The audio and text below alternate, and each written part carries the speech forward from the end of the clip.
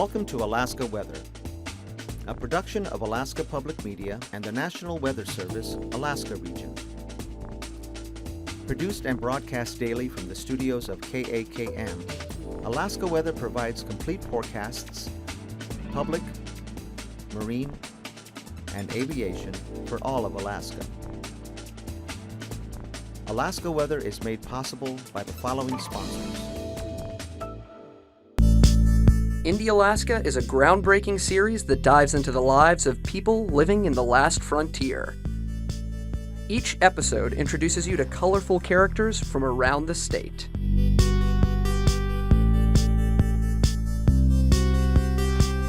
Funding for Indie Alaska is provided in part by Alyeska Pipeline Service Company. Catch the latest episodes at alaskapublic.org. It's never too early to set expectations and goals for your child's education. The UA College Savings Plan provides opportunities that can help you reach your educational savings goals. Save in Alaska. Study anywhere. There is more information available by calling 1-888, the number 4, and then Alaska. This message sponsored by the UA College Savings Plan.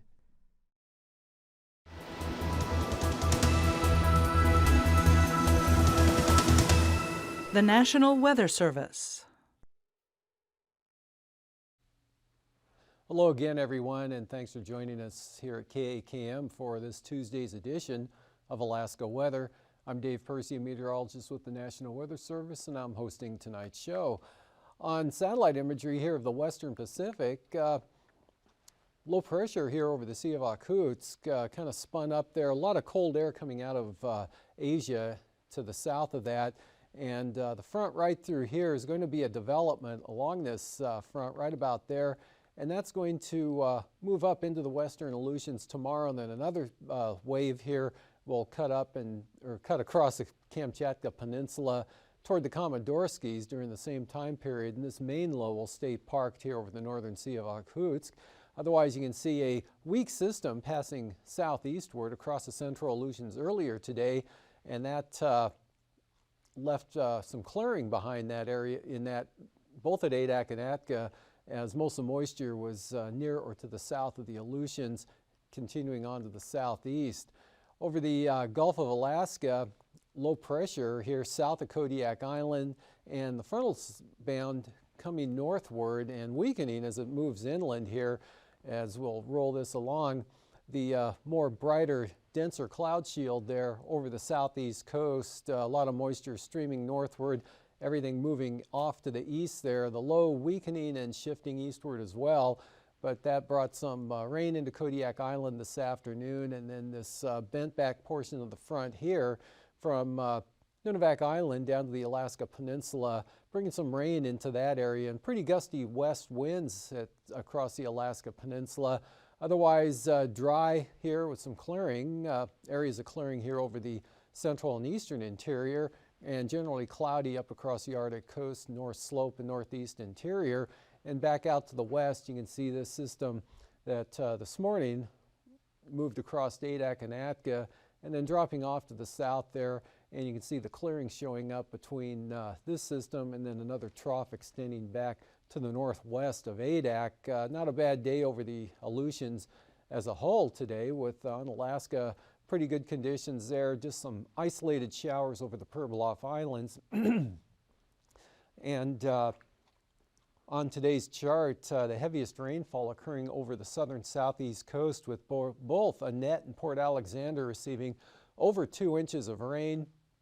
Rainfall amounts lessened as you head north, Wrangell picking up about 3/4 of an inch. By contrast, only 1/4 of an inch at Juneau.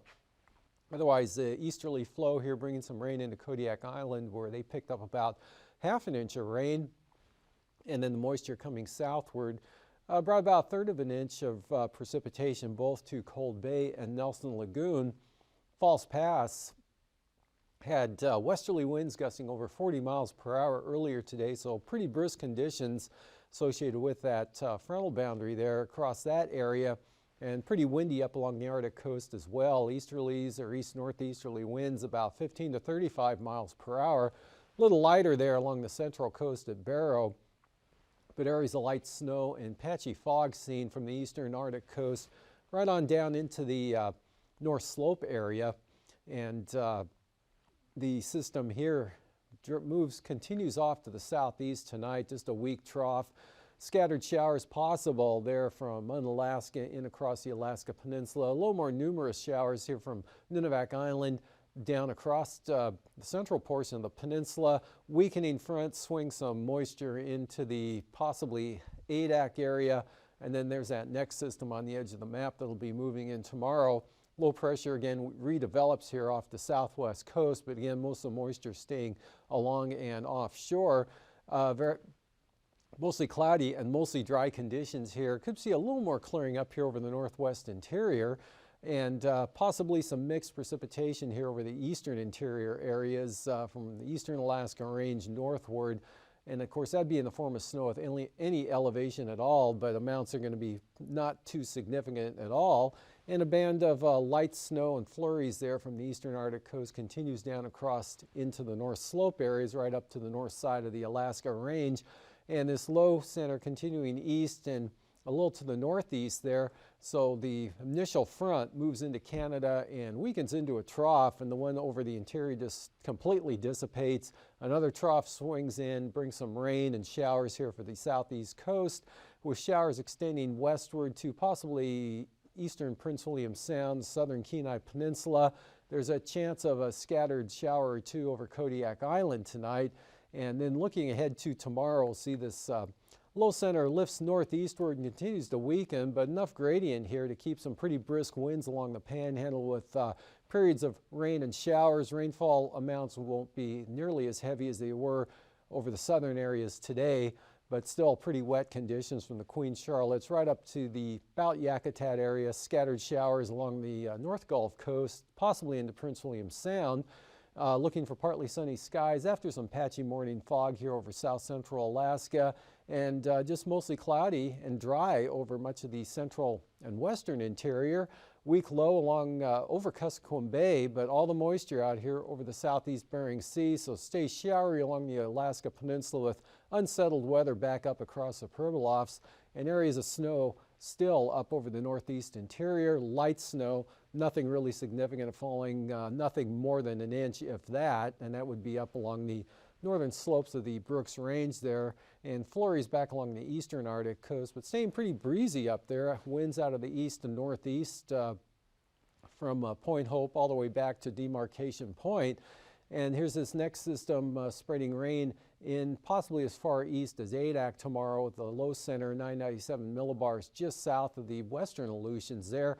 And then the other one here up over the, or just off the Kamchatka Peninsula coast. And looking ahead to Thursday, that kind of stays put back there with a weakening front here extending down, kind of linking up with the moisture here. It looks like periods of rain and fog from AKwx eastward. That'll be spreading up to the Alaska Peninsula. Gusty southeast winds. Small craft advisories in the marine forecast right now. Could see some gusts 35 to 40 miles an hour, seeing the windier areas like Cold Bay. And then a weak trough here along the southwest coast. That'll kick off a few showers from Kodiak Island up across Bristol Bay and over to about Nunivak Island. Otherwise, finally this low center moves northward into Canada there, and another part kind of splits off, but very weak center. That could kick off a few isolated showers here north of Prince William Sound, possibly into the Talkeetnas, but really not, that's just a risk. Looking for a partly sunny day for Cook Inlet and mostly sunny skies possible back across the Kuskokwim Valley. Still have a chance of snow up over the northeast interior, and southwesterly flow continues, and another trough will keep it showery and cloudy there across the southeast coast, and then another one right on its heels will be swinging through there Thursday night. But again, the Copper River Basin looking dry. Still a few flurries, mostly cloudy skies up over the north slope, and brisk east and northeasterly winds. Actually, mostly easterly winds up there along the coast. Continue in that 20 to 35 mile per hour range. Could see a little bit of snow, Kivalina, Point Hope, maybe Cape Lisburne, but the bulk of that moisture will be off into the Russian Far East. Temperatures across the southeast coast today, upper 40s to mid 50s. Both Kawak and Annette had 54 today, 52 at Sitka, and Skagway at 48, 51 degrees at Cordova with 46 and some rain at Valdez, 50 degrees in Seward, 48 at Kodiak, and mostly in the 40s here across Cook Inlet and into the Sitna Valley, where Talkeetna had 48 degrees, 35 at Gulkana, just 30 degrees at Northway, but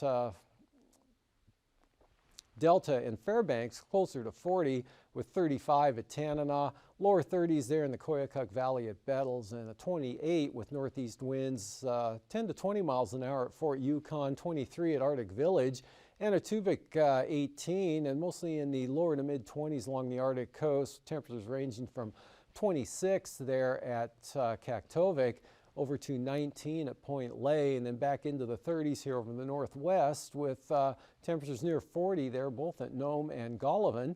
Otherwise, McGrath had 33 degrees today, Sparivon 47, 37 at Sleepmute, and then back into the 40s there at Bethel and Macoriac with a 39-degree reading at St. Mary's, and 37 out there on St. Lawrence Island at Gamble. For the Pribilofs, lower to mid 40s this afternoon, mid to upper 40s here across all of the Aleutians, and upper 40s to lower 50s for the Alaska Peninsula with Pilot Point at 53, 52 at King Salmon, and 43 there at Cape Newenham.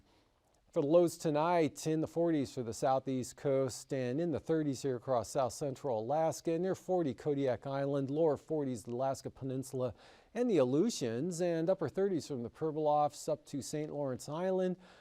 Teens here across the Arctic coast, North Slope, and of course the Brooks Range will be the coldest zone, with upper teens to mid 20s through the central interior areas, mostly in the upper 20s out across the Seward Peninsula.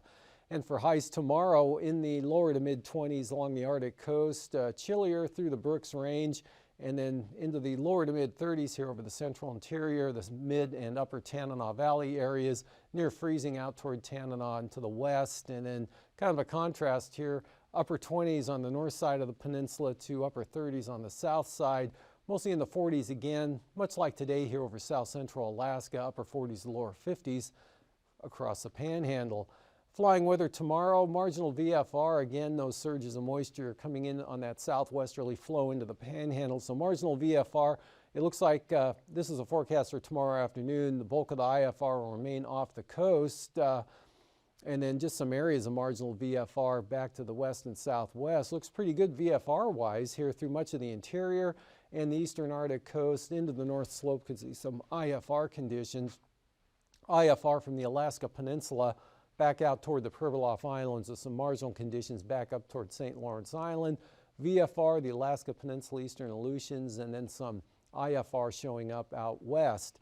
Passes looking like this. Anatuvik, marginal VFR on the northern entrance, otherwise VFR. Same forecast for Adigan, VFR, possibly some marginal stuff on the north entrance. And for Lake Clark and Merrill, VFR, isolated marginal conditions possible on both eastern approaches.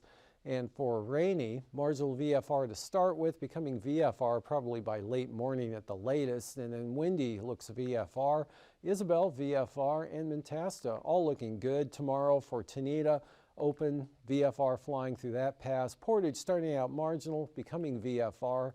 And Chilkoot and White also showing an improving trend. IFR becoming marginal. Freezing levels showing 2,000 feet here up across Norton Sound, cutting back down across the Copper River Basin, and then about 4,000 to 6,000 feet here over the southeast coast. Out west, not too much of a difference here, 2,000 to 4,000 feet over the Aleutians with some colder air in over the central Bering Sea. Icing, pretty icing free or nothing significant here through much of interior Alaska. And then with that moisture continuing to come in from the southwest, could see some rime or mixed icing here across the southeast coast, back possibly as far west as Cordova, and maybe a little bit into the southeast interior. The only other significant area would be out here to the west with those systems coming in, with that next system coming in, spreading some icing possibilities in toward Adak. And the winds aloft showing the jet stream well to the south now, So the heavier precipitation will follow it on down to the south, so rainfall rates won't be anything like today here, especially over the southern panhandle, but it'll continue wet with the low pressure area back over the northern Gulf of Alaska, and then northerly branch up here, keeping the colder air in over the Arctic coast and North Slope. 9,000-foot winds showing that low center now off the southeast coast there, and some pretty brisk winds, 35 to 40 knots out of the south, much lighter over the southern interior areas. Picking up out of the east there over the Brooks Range and especially the Arctic coast, 25 to 30 knot winds. Westerlies only at about 20 knots here for the Alaska Peninsula and the eastern Aleutians. 3,000-foot winds, again 35 to 40 knots here off the southeast coast there, and then turning easterly at about 30 knots for the eastern Gulf Coast, and then northwest, mostly near and offshore Kodiak Island at about 20 knots. East-northeasterlies, 25 to 30 knots up across the Brooks Range in the Arctic coastal areas. Not much in the way of significant winds here from the northwest across the Alaska Peninsula. And turbulence-wise, look for moderate chop below about 8,000 feet here, right along the coast of the Panhandle to about Yakutat and offshore. And still could be some light to isolated moderate chop, especially early in the day at Kodiak Island, right up into western Prince William Sound. And also occasional moderate turbulence there for the Arctic coastal areas down to about Point Hope, but pretty smooth through much of the interior, and a little bumpy here across the Alaska Peninsula, but nothing too significant at all. And after the segment, I'll be back with the marine forecasts. We have a big solar flare coming in, so we're out here on an aurora hunt. It's a CME, it's dynamite. Coronal mass ejection.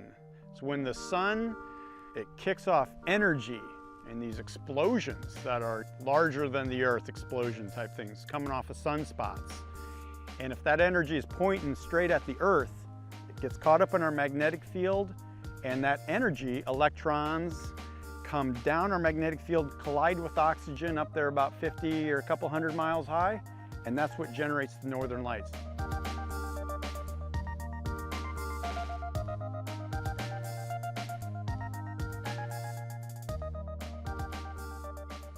My job as the photographer and the aurora hunter is to be in position, you know, location, location, location. And I like to think I'm composing. Mother Nature, it's a bit of a teamwork thing, you know, she's got to put on the show, but I have to be in the right position and of course with the right tools and the know-how. I've stopped keeping track of how much time I spend out here in terms of hours. It's more in terms of weeks or months, or at this point years now. You know, it was always in me. Even when I was a kid growing up in the lower 48, I would spend nights sleeping on our trampoline, just staring at the stars. I'm in 4th grade and I'm going, wow, look at those stars. And I'd see how many nights in a row I could sleep on the trampoline. And I think my record was 23 nights in a row. So I was doing kind of strange things for an Iowa country boy. I can remember specifically the very first time I saw the northern lights. It was 1989, the peak of the solar cycle, and I was going to graduate school in Laramie, Wyoming. And all of a sudden we had heard the northern lights were out. It's like, what are those? I'd never really seen them before. And my goodness gracious, we were on top of a mountain in the Laramie Range and they were turning blood red. And I was like, oh my gosh, this is the most beautiful thing I've ever seen. And the very first picture I took, that was 1990. Now, an old film camera, Pentax K1000 on a plastic Kmart tripod. Took 2 shots on slide film and got them back. And I thought, oh my gosh, this beautiful green thing swirling about. And from that moment, I was hooked. When I realized that you could preserve the auroras on film, I just experimented a ton. I'd had a heaping stack of slides, the no good ones. The experiments gone wrong, you know, too dark, fuzzy, out of focus, too light. I had this huge garbage can full of excess slide film, and that was just the learning curve. Well, when I go out here, it's all about getting the shot. And my wife and I, we've called it the hero shot. But the hero shot is the one where you just come home and you go, look at this. And everyone goes, wow, and you feel like a hero. It's a wonderful feeling. You know, it's good for the ego, of course. It's good for the business. But if you kind of strip that away, it's good for what's inside you, because that's really the hero moment in nature. And Mother Nature's putting on this show that is just mind-blowing. It's unbelievable. When I first resigned from my day job, that was in 1996, and decided I wanted to become a full-time aurora hunter, my goal from that moment and to this day still is to get one hero shot a year. I figured, and I'm talking the kind that somebody wants to buy from you and hang on their wall, where the auroras are extremely bright, very active, turning colors, where you can't believe your eyes. If you get to preserve a little sample of that with a photograph, well, it's what we call the hero shot.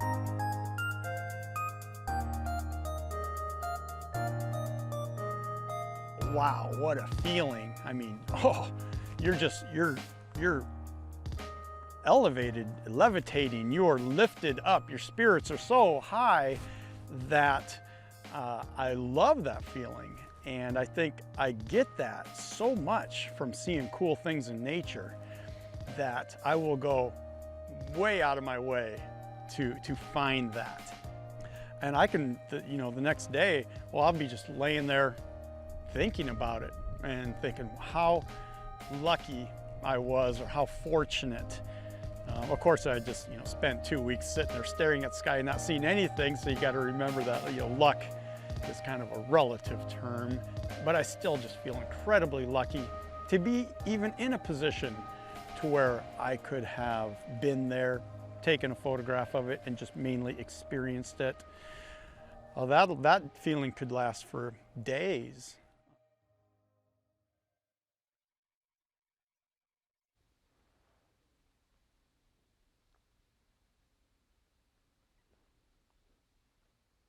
Welcome back. Well, 30 to 35 knot winds out of the south-southeast here along the coast, with seas up to 20 feet out there, and small craft advisories for Clarence Strait, Stevens Passage, southeasterlies 25 to 30 knots. Lynn Canal looking lighter there with southerlies at about 20. And the outlook for Thursday, all southwest and diminishing down to about 20 knots, with the south coast hanging in at 25 knots with 16-foot seas. And the inside waters, still a small craft advisories there for Clarence Strait. Otherwise, lighter winds for Stevens Passage, south 20 for Lynn Canal. For the North Gulf Coast, small craft advisories tomorrow, northeast at 25 knots. Otherwise, kind of becoming northerly there, and northwest for the Barren Islands at 20 knots. Light winds for Prince William Sound out of the northeast, or variable to northeast, at 10. And Cook Inlet looking northerly at about 10 knots. Kamishak Bay winds losing the gales you had today there, down to 15 knots tomorrow. And westerlies at about 20 there for Kodiak Island, and even lighter in Shelikof Strait. And then for Thursday, back to the small craft advisories here for Kodiak, and westerlies at about 15 for Shelikof Strait. West winds also for Kamishak Bay and the Barren Islands. Small craft advisories for the western North Gulf Coast, otherwise southwest at 20. Light variable wind conditions for Prince William Sound and northern Cook Inlet, only 10 knots with seas 1 to 2 feet. And for the Bristol Bay zone, southwest 20 tomorrow, westerlies at 20 knots from Sitkinak to Cape Sarachev. Small craft advisory westerlies there on the Bering Sea side of the peninsula. And then those turn southeast at about 20 knots for Thursday, south 25 on the Pacific side. Westerlies at about 20 here southwest of Kodiak Island, and light west winds, barely a breeze there for Bristol Bay. For the eastern Aleutians tomorrow, westerly winds 10 to 15 knots, and the central Aleutians southerlies 15 to 20 knots. Small craft advisories here west of Adak, and then northeast 20 for the western Aleutians. And on Thursday, we've got small craft advisory for westerly winds here for the western half of the Aleutians. 35 knot gales here south of Adak and Atka, northwest 25 there to the north. And then southwest winds become a little more variable, but small craft advisories across the Fox Islands with seas running 5 to 10 feet. For the, that's interesting. Okay, for Thursday, the southwest coast, south of Nunivak Island, easterly winds at 10. Small craft advisories coming into the Pribilofs at 25 knots, but lighter northeast winds up to St. Lawrence Island. And for Wednesday here for the eastern Arctic coast, east to northeasterlies, small craft advisories, 25 to 30 knot winds, heavy freezing spray here across much of these zones. Northeast 25 for the central coast, and easterlies 30 knots for the east side. Cape Thompson to Cape Beaufort, northeast 35 knots. And for Thursday, lighter winds here from Wales to Cape Thompson, easterlies at 15. Still pretty brisk here along the central and eastern Arctic coast. Small craft advisories east 30 knots, heavy freezing spray in those areas, and that extends all the way over to Demarcation Point along with the small craft advisories for those easterly winds. And for tonight, again, it stays wet here across the southeast coast, but the rainfall won't be as heavy as it was today, but still pretty wet with showers extending back toward Prince William Sound, showers for the Alaska Peninsula, fair over the interior. And for tomorrow, wet and windy here again with rain and showers across the Panhandle, to a lesser extent for the North Gulf Coast. Partly sunny after morning fog for south central Alaska, and pretty good conditions here over the western and central interior. Chance of snow up over the northeast, and then it's showery still for the Panhandle, another low with more rain into the Aleutians. These forecasts are to be used for planning purposes only. Call 1-800-WX-BRIEF for a formal pre-flight briefing. Always file a flight plan before you go flying. The U.S. Coast Guard Auxiliary urges you to leave a float plan with a friend or the harbor master before you go boating. Alaska Weather is made possible by the following sponsors.